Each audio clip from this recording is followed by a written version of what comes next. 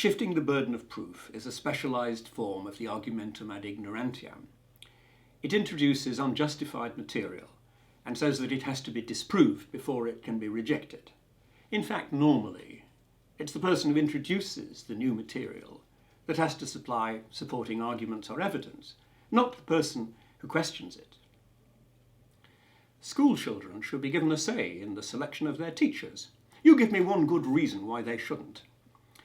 Well, yes, except, of course, that the same argument would apply to introducing the janitors or the dinner ladies or the local bookie into that category. And come to think of it, they might make a better job.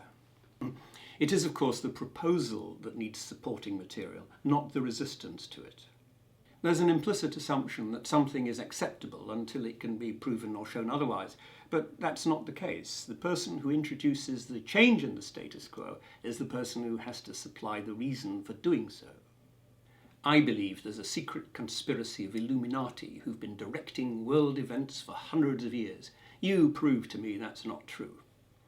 Well, we don't have to, any more than we have to prove that it's not in fact all controlled by elves or Andromedans living in pyramids under the Bermuda Triangle.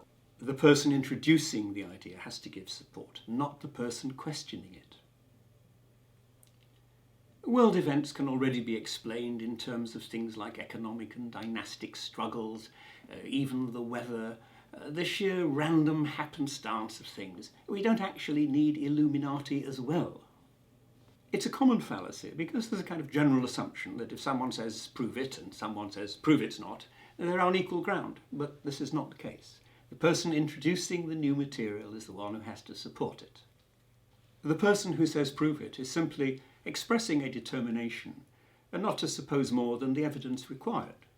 The person who says prove it isn't is actually saying that they are going to accept more than the evidence requires. The fallacy is the frail prop on which rests the entire weight of monsters, demons, unidentified flying objects, extrasensory perception, and bending spoons. Their advocates want to thrust upon us the burden of exposing the falsity of these things. Well, that burden would be infinite, given the number of absurd things that could be postulated. The fallacy can be dressed up by careful choice of words. Can you show me one shred of evidence that proves that A, B, and C don't happen? The fallacy will enable you to put forward things for which there is absolutely not one shred of evidence. You can back Gryphons, the perfectibility of man, or the peaceful intentions of religious fundamentalists. Madsen Pirie showing once more that if you know your fallacies, you can win every argument.